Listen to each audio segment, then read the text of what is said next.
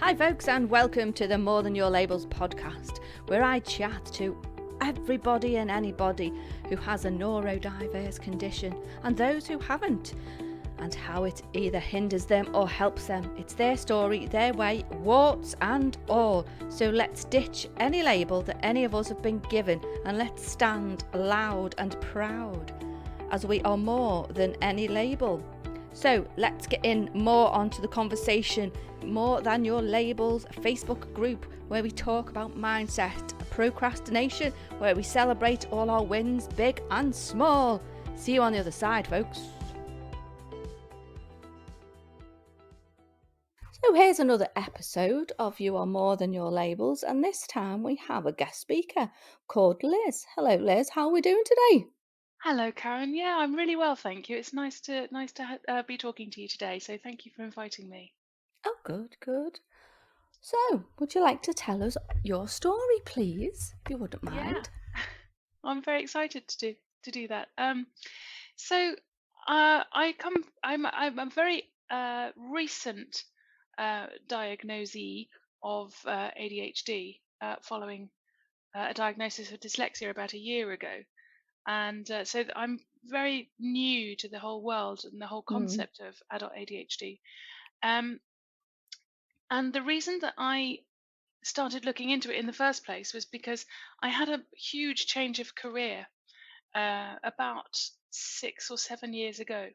So um, the career that I had before was in the music industry, and I was an opera singer.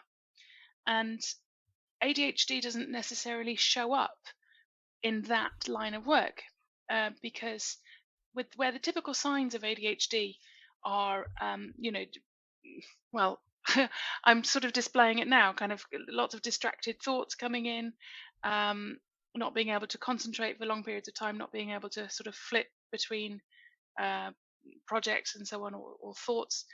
And when I was working in opera, it just wasn't an issue because you would learn your role. You'd go away and spend 8 weeks learning a role. You'd spend then 4 weeks in a rehearsal studio. You do the job, you do your half dozen performances, and bam, you're done, and you move on Mm. to the next thing. So very much sort of project work and so on. And it wasn't until I left the music industry, so I experienced a trauma back in 2009, and that left me with PTSD and a number of other issues besides, and that led to me losing the ability to sing. So I was kind of left there in the middle of the sort of teens of the 20 teens, with a flailing career, which had been, well, it was international. I was singing at Carnegie Mm. Hall and Buckingham Palace and the Royal Opera House, and then I was sort of left with nothing, with no discernible talent, with no so without the ability to sing, I just didn't feel like I had any kind of identity. So I had to kind of rebuild myself right from the ground up, and so I started taking various desk jobs, working on reception, doing admin jobs and so on. And it was only when I was working as a receptionist in 2018, 2019, that I realized I found it incredibly difficult to work on a busy reception. It wasn't even that busy a reception, except for certain times of the year. I was working for an exam board, and I just found that Mm. I couldn't concentrate on the different tasks at hand. I was in the middle of a spreadsheet, then the phone would ring, then a client would come down and ask a question that I had to then answer straight away. And then I'd get back to my desk and I'd go, right, what was I doing? Oh, I think I was doing a spreadsheet, and I'd sort of click the spreadsheet, and then the phone would ring again, and and Mm. and I found it. Did you have a disorganized desk? I didn't actually. Oddly Oh. enough, no. I didn't need all that much on my desk, so I started using a notepad and pen, and that's how I Mm. started coping. But I still didn't know that it was anything to do with ADHD. Um, Mm. but I think that anybody, well, there were three of us that worked on this reception throughout the day, so we each worked part time and handed over to the next person for their next shift. And I did the morning shift, and that was the busy shift. So then you'd get the sort of lunchtime shift and then the evening shift. and they were much less busy. So I think that the distractions for anybody doing the morning shift would have felt, very similar to me. Wouldn't Yeah, yeah, necessarily have gone ding, ding, ding. Gosh, I wonder if I've got ADHD. Because it's a busy role, and I think anybody would be affected by it. But I think I was struggling more than I thought I should be, yeah. and so I kind of sought out a possible diagnosis of dyslexia. I wasn't thinking ADHD at all, and so I went for this assessment, and I did indeed get the diagnosis of dyslexia, and the ed psych there said, "Oh, and by the way, you've screened positively for ADD." And I kind of went, "No, I haven't." Pardon? What's that? What are you talking about? Hmm. Quite. And I sat in the car and I rang my partner and I said, "He thinks I've got ADD." And my partner went, "Do adults even get that?"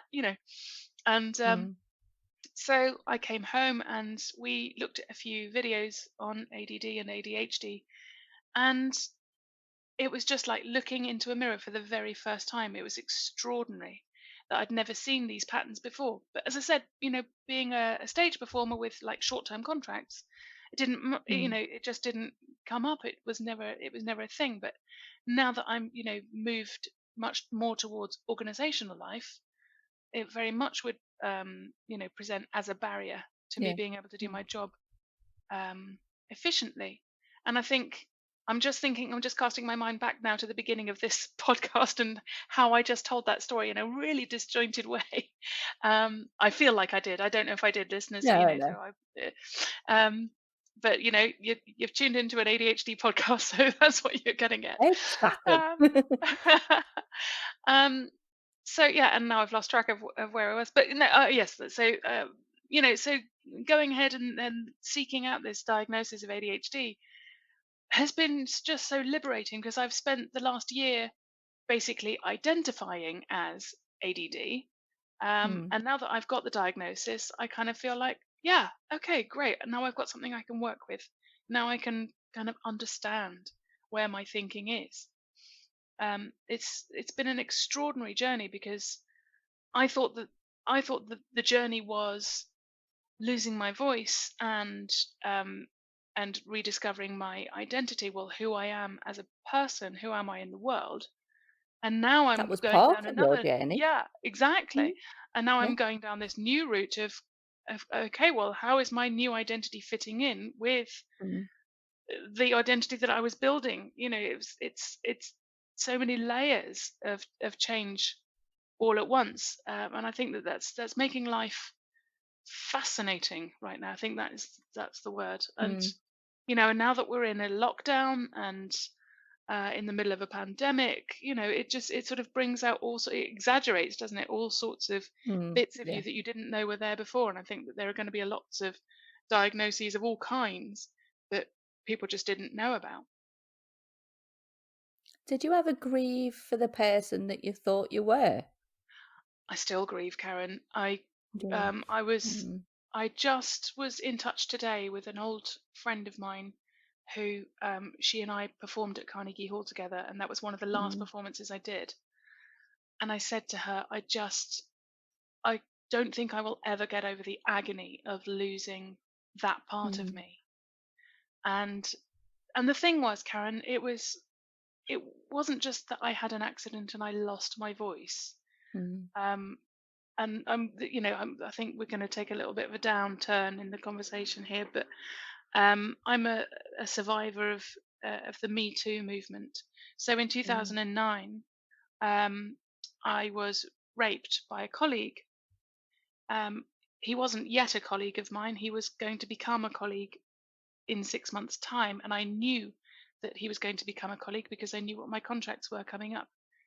So he was also in the opera business, mm, um, and I had to work alongside him for 2 years, knowing that he had done this thing to me, but I didn't feel like I could report it. mm, And it was a devastating time for me because there was me thinking I was just starting this really exciting career, and I had this potential to go absolutely global. And I thought if I report it, then I felt like I would be saying goodbye to my career. Mm. So I made the decision not to report. And in doing so, this set up a whole kind of psychological system that very slowly over a number of years began to rob me of the ability to sing. Mm. I do find it quite hard to talk about sometimes, and I do get a Yeah. little bit of a, we talk about having a lump in the throat, and that's kind of, Yeah. Yeah. that's that magnified by a gazillion times. And yeah, so I found myself without a voice, without an identity, and without an income. And I was staring down the barrel of universal credit. I was on the phone to Samaritans. I just didn't want to exist Mm. anymore. I just didn't know who I was, and I didn't know how I was going to go anywhere with this. I had no other discernible skills. I could touch type. Whoopee. I taught myself to touch type when I was in school, but um, there wasn't really a lot else that I could do. So that's why I kind of started, as I said at the beginning, from ground zero. Um, Mm. and I started off by working in a hospital as a healthcare assistant because you didn't need any particular training because they gave you kind of on the job training. And Yeah. my job Yeah. was to look after patients who were just about to go into surgery. So I would be sort of bringing them from their ward to the anesthetic room, doing their monitoring, the blood pressure and heart rate and all that stuff, and basic and just prepping them for surgery. And then I would never see them again. But I found in that job, the 2 or 3 minutes that I had with each patient, what I discovered in those moments were that was when a patient was feeling particularly vulnerable. And Yeah. I just Mm. remember this one particular lady who I obviously won't name, but she was absolutely terrified. She was having a procedure that was very routine as far as the hospital was concerned, but she was terrified. And I just remember her holding my hands so tightly, and she was shaking and she was crying. She was a lady in her 60s. And I just sat with her for a few minutes and just kind of said, well, tell me what your fears are. Tell me what's going on for you. And she told me, and it was a really beautiful moment there. And I think that was probably the trigger for me to consider, well, hang on a minute, I seem to be really good with people. I seem to Yeah. understand people. And my partner um, had trained as a life coach in years gone Mm. by. And he suggested to me, why didn't you look into that as a way forward? And quite reluctantly at first, I did actually. I went along to an open day thing with a company in London called Coaching Development. And if anybody listening to this is considering going into coaching, I cannot recommend coaching development enough. I think they are absolutely wonderful. So a big shout out to them.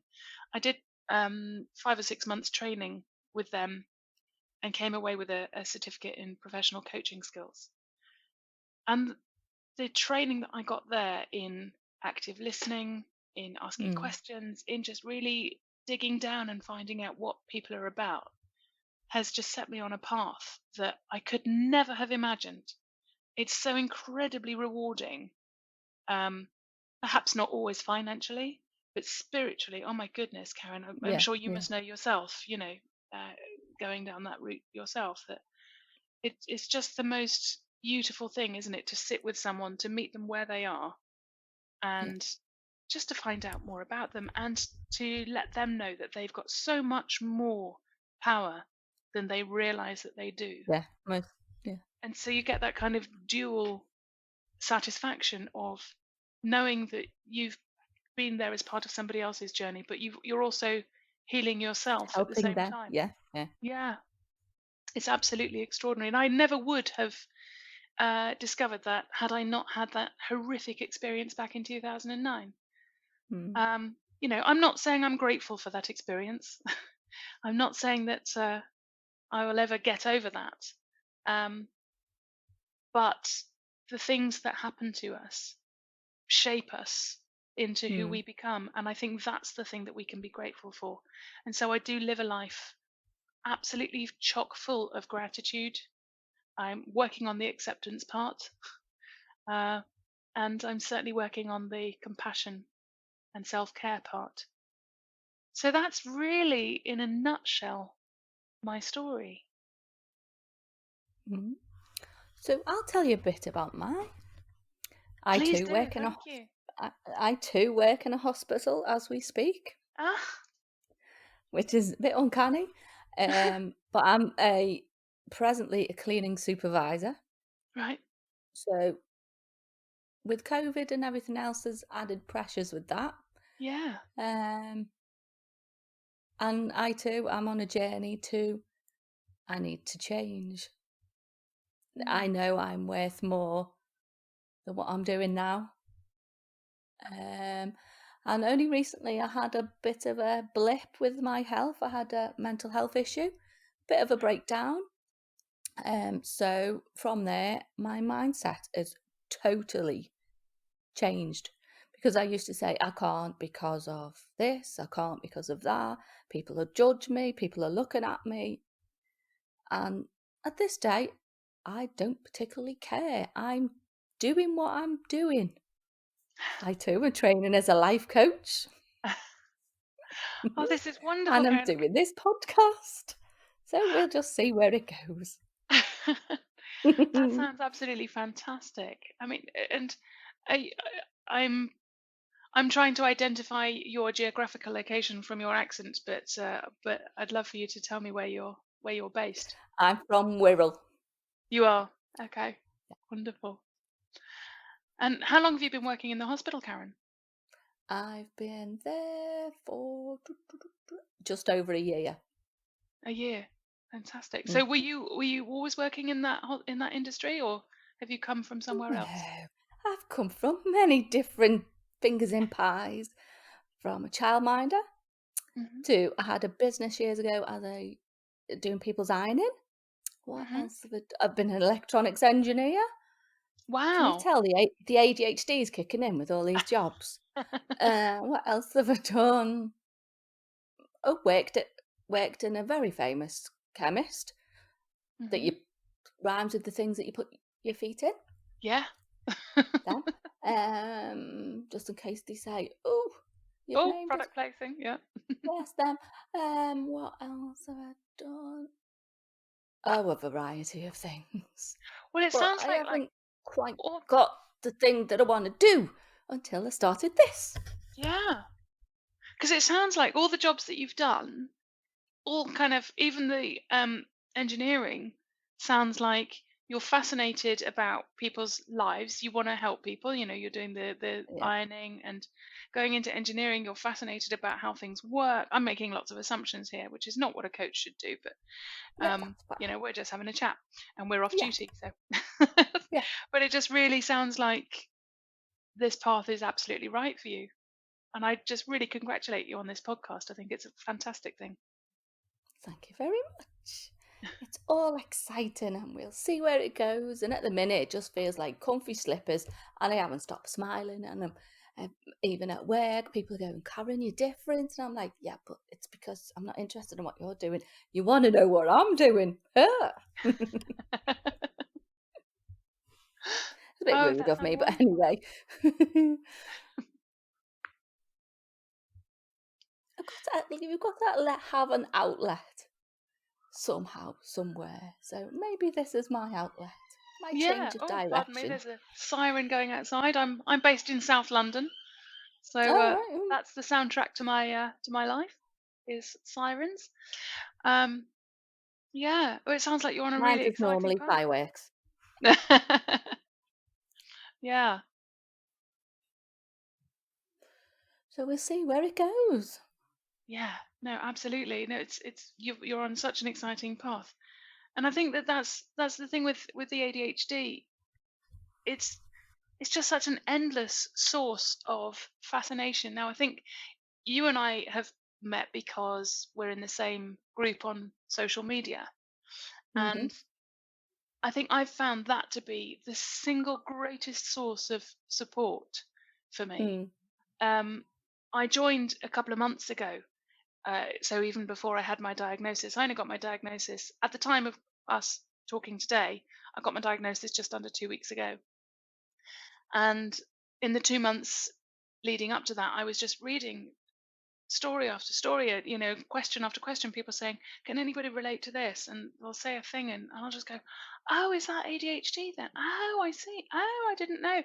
And it's just really fascinating because Mm. being dyslexic as well, I find it extremely hard to read and make sense of the written word unless it's in a compelling narrative. And I Mm. find the ADHD group so compelling that I almost fall down an ADHD hole just kind of scrolling through Yeah. and reading. I'm on that group more than I'm on my own newsfeed now. And I hardly even interact on my own newsfeed because I feel like the ADHD world is my world now. And it's just so beautiful and supportive, and you don't get name calling, No. you don't get people saying okay boomer, or all of the Mm. sort of typical comment sections, things that you see on YouTube and in other places, and it's just really such a lovely, lovely space. So I think if there's anybody listening to this uh, who suspects that they have ADHD or they have ADHD and they don't know about this group, it's really worth joining. Are we allowed to give it a plug? Yes, you can. I've also got a group as well. Oh, have you? Mine's Oh, called well, tell me about You're that. More Than Your Labels. Only just set it Say up that again because recently, it cut but out. it's called You're More Than Your Labels, so it's the same as the podcast. So we'll just see Fantastic. what information we can get filtered through on the group as Oh, well as brilliant. the dis- the Yeah. other group Oh, that I've that's forgotten what wonderful. we're in. Yeah. What was the group that we're in on Facebook? I've forgotten. Oh, I believe it's called Adult ADHD Stroke ADD UK. That's the I think one. that's what it's That's called. our that's our tribe. That There's is our people like me out there. Hurrah! that is our tribe, and that's the thing. And Mhm. I know that we do have many, many tribes. I'm part of a feminist circle, and Mhm. coaching circles, and all sorts of things.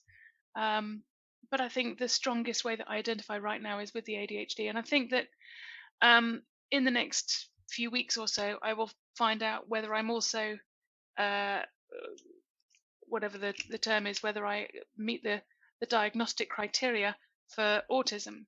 So, albeit high functioning autism, it's autism nevertheless. And that's Mhm. really interesting because that came about because I was watching the amazing Hannah Gadsby. I don't know if you're aware of her. No, I don't think I am, No, but I'm going to Google Hannah. it later because you just said it. Yeah, I'll send you some links. Hannah Gadsby is from, I don't want to say New Zealand, from um, oh gosh, she's from Tasmania. That's the word. Uh, All right. and she's autistic, and she happens to be lesbian, and happens to be a terrific feminist. And she's a stand-up comedian. And so I was watching a video of hers on Netflix called Douglas, and this is kind of a follow-up video to another one that she did called Nanette. And I really recommend these two videos. Um, but in Douglas, she talks about her early experiences of discovering or beginning to suspect that she might be autistic.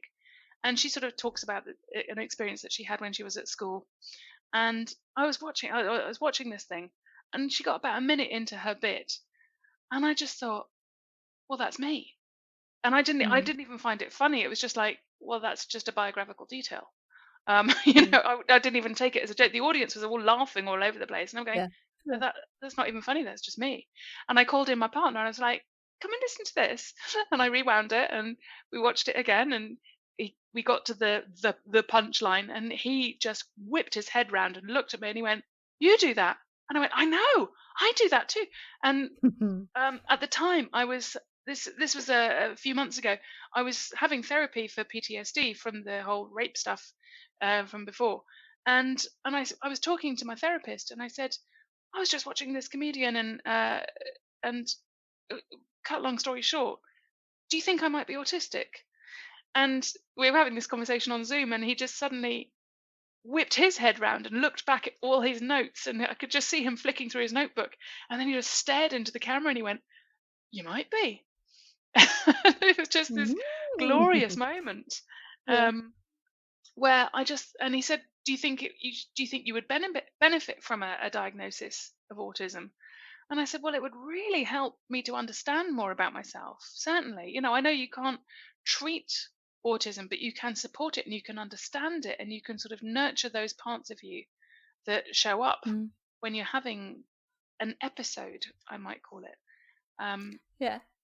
and it's just been absolutely really wonderful, a really really positive thing. And I know that there are people that still are stigmatized when they Mm. receive a diagnosis of autism, and I know that there are many workplaces that don't understand, and they almost deliberately don't understand. And Yeah. when I was first going down this route of getting my ADHD diagnosis, I was very open with my manager, and my manager then just started treating me differently, and kind Mm. of started. It felt like I was being nudged out of the Mm. organization. On 3 occasions, he said to me, "Are you sure you're in the right job?" And because I was just saying how I was getting, always being distracted because I was on the busy reception and all this sort of thing. And I just thought, if I hadn't come to you to talk about ADHD, would you be asking me, "Am I in the right job?" And I thought, and Probably not. yeah, probably not, but we'll never know for sure. Um, I mean, as it happens, I was on the verge of leaving anyway, and I managed to get a job working in well-being for my local university, which is the most amazing place to work. I got a job working as an administrator for the university's well-being centre, and I started that job at the beginning of lockdown. Now, this is going to sound a bit odd because I haven't actually done a stitch of admin work for the Centre for Wellbeing because I started at the beginning of lockdown, and I'm trying to find a way to make this story short, but I'm failing to connect my dots up. Fine. So there was a little sort of data fob that I needed in order to be able to work from home and sort of log in to be able to access all the databases that I would need in order to do my job as an admin person. And because of the lockdown, this data fob was kept in a drawer in the office, which was locked, and nobody was allowed to go in. So I Oh, couldn't that's do a my shame. job. Yeah, so I was, given this job, and wasn't able to do my job. And I thought, I'm just going to lose my job. I'm going to get furloughed or I'm going to get fired, because I can't do my job. And they said, well, I tell you what, we've got a chaplaincy department, which is part of the wellbeing and welfare team. And I know that they're crying out for admin support. So why don't you go and introduce yourself to the chaplains and see if you can support them in any way? So off I went, um, met virtually with the coordinating chaplain, who's a fabulous bloke. I absolutely adore him. We've since become really, really quite close friends.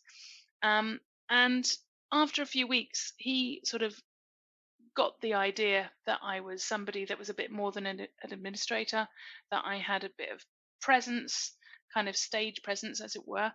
And he was creating some content for Facebook, for the Students' Union Facebook page, Mm. in order to do chaplaincy work. So there would be like a half-hour program um, on matters Jewish or matters Sikh or Hindi or Hindu, sorry, um, Mm.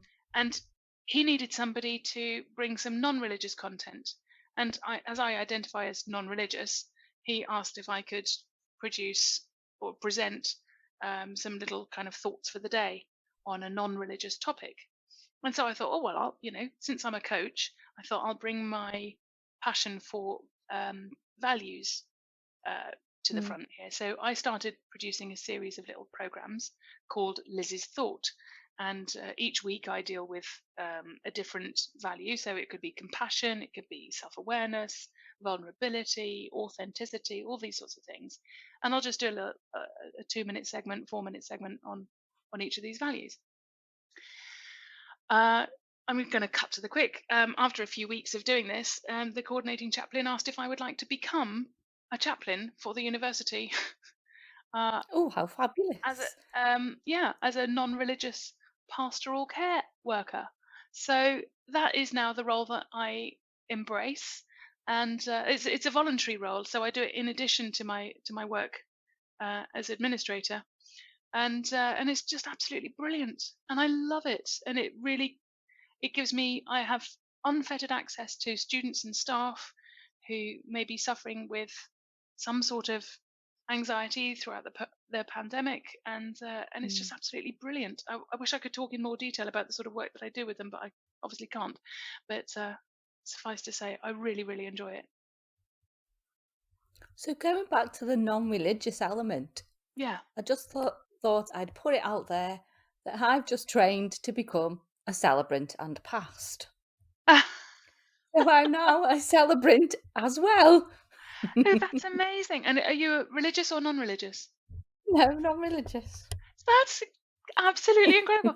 So Karen, we'd not met before today, but it sounds like we've No, got really similar lives. yes, it's like we're each other. How That's bizarre. In the same amazing. tribe. We Hooray! are. That's absolutely extraordinary. So tell me about that. Tell me about your training. So I've been training as a celebrant that I finished in July. Hmm. So I could conduct weddings. I can't pronounce you man and wife or No. wife or husband and husband because that's a legal requirement. I can't Hmm. do that. But I can pronounce you as couple or Mr. and Mrs. or Miss and Miss. So I Yeah. write your story and deliver your story with whatever you want in it. You can have Oh. religious elements in it if you want. You can not. You can have a hand fasting, Hmm. whatever you want. Wow, So I that's set myself absolutely up gorgeous. And is that called you said Uniquely it's not? Yours. Oh, sorry. I talked over you. Say that again. It's okay. I said I've set myself up and I've got a little Facebook page and an Instagram that's called Uniquely Your Ceremony. Fantastic. Uniquely your Mm, ceremony. yeah. Brilliant. Oh, that's really lovely. Um, Interestingly enough, I also have a show called the Wellbeing Breakfast Show, which I run for the university's Facebook Mm. page. I'd love to have you on as a guest, and I'd love to Oh, sort of repeat fabulous. a whole load of this story. I think this would be great if you would Oh, like it's to. all excited. Oh, I'd love to. I'd love to. Oh, I'm getting all excited. I'll need to wee in a minute. Well, Oop, too much information. but that's all right because this is radio, as it were. Exactly. You go for your life. Oh, that's amazing. So, what the ceremonies that you conduct, you said they're not legally binding, or No. they're not marriage certificates. Well, I But can give you one that I've made yourself, but it's not legally binding. right, right. But a humanist society, she says coughing, is going to court soon, I think, or they have been to court to try and Hmm. get their thing. They're trying to say that they're a religion so they could get their ceremonies legalized. So if the That's kind of ironical, isn't it? humanists, yes, if the humanists can do it, then the independent celebrants can do it. We could Mm, sort of pretend we're a religion or I don't know the legalities of it, but then we could do a legally binding service. But presently we can't, but I can do a name and ceremony yeah. for whoever, a transitional ceremony for Oh, whoever, for amazing. whatever. I can just do Yeah, a ceremony for just ceremony's sake if you want. yeah. Well, it sounds really interesting about humanism trying to get recognized as a religion. That just kind of Mm, sounds like the sort of opposite yes, of what they're trying to do. uh, exactly. That's what I thought. But Yeah. that's the legal route that they thought they would try. Okay. Well, I shall watch that We will just leave with that there close then. interest. Oh well, I wish you all the luck with that. And have you done many ceremonies so far? But I guess you haven't been able to I've because of the pandemic. done two at Two. the minute. Oh, Well, that's anyway, great. better than nothing. Yeah. But even if you hadn't done any, it's still just absolutely brilliant that you've done that training and you've completed the training during a pandemic, and Mm, you're kind of all ready to go. Oh, no, it's Yeah, 'cause fantastic. the website's out there, plus I'm dyslexic, plus I'm ADHD, so if I can do it, Oh, anyone can do anything. oh, that's absolutely brilliant. So, what other things that you put in place to help support you with your ADHD? Hmm, what do I do? Hmm. It's a hard question, isn't it? Because how do you It separate one part of you from another? Are you aware of I've things still that you do differently? Yes, I flap, I use my fingers a lot. I've Mhm. noticed I do that, and I fidget. Um, and I have noticed when there is people in work, they're all laughing and joking, and I'm going, "Don't even get that, what are you talking about? Mhm. Yeah. That was not even funny." And then I can see their quizzical looks back at me, and because I can see people's reactions, I'm like, "What are you looking at me in that tone of voice for?" Yeah. I'm a dog. And I've found that trouble, okay, conflict, follows me for some Ah, unknown reason. Maybe yeah. I'm a bit vocal, or too vocal, should I say? Um, Yeah, we do sound very, very similar, Karen. But mm, my question really is about your about managing your ADHD. So, you've got so many things going on. You've got the secular pastoral work and the hospital work and the podcast and running a website, all of these things. I mean, how do you stay on track? Do you stay on track? And if so, how? How do you manage that? yeah, I don't. I just do one little bit at a time. 10 minutes on this bit, stop, go for a walk, Yeah. which erases that information, or I'd go down a rabbit hole, and then I'd come back and go, oh, I'll try and concentrate on this bit for Hmm. 10 minutes. And then I'll stop and go do a dance so it gets out my system. That's what I do. Or I've started a lot of lists, Yes. but with them lists become, right, which book have I put it in? Because I've got notebooks Yeah. everywhere. And then 4 days later, I've like still haven't found it. So it's Hmm. the 10-minute little blocks that I do that seem to be working so far. Yeah. Probably And not yeah, working, but in my it is. I've got probably 12 or 15 notebooks, and I've put all but one of them away. So I now only have one active notebook that I use. I did try to sneak in a second one the other week, and I went, "No, Liz, put it down, put it away." And Mhm. so I just use one notebook for everything, whether it's for work, whether it's for coaching, anything. And at the beginning of every day, I write today's date, Mm. um, where I am, and I just make my list of things. And I go back over the previous day's list to see if there's anything outstanding from that. So I cross through them every time, whenever even if it's like ring mum or something, Yeah. I will write it down. And then even if I've just done it, I'll still write it down and cross it through so that I remember later on that I have rung mum. I've yeah, I've already done it. Yeah. Yeah, exactly.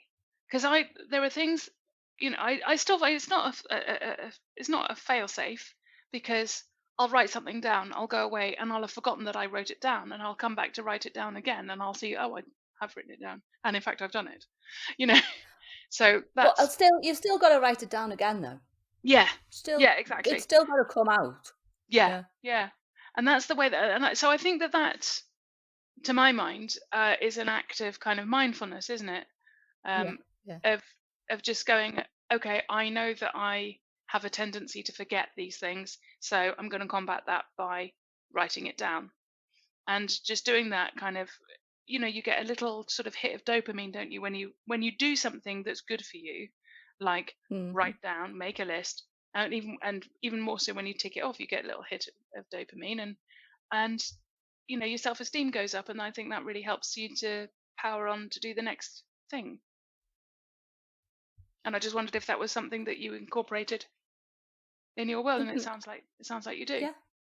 Yeah. I used to go for the big chunks of information and things, but now I've slowly like, no, we'll do bite-sized chunks instead.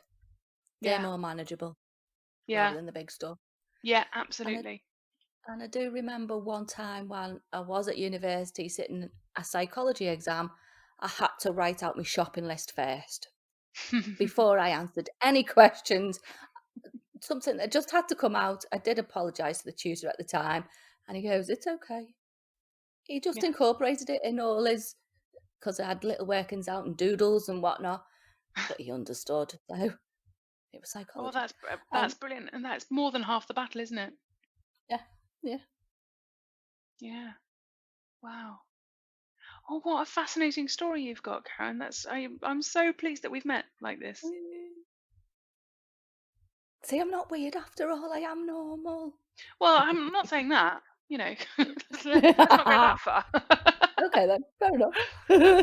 But we're all finding our weird, and I Yeah, think exactly. it's really interesting because my partner, right, he's just completed. I know I talk about him a lot because he's just awesome, um, but he's As just you are. thank you very much. We're a good couple.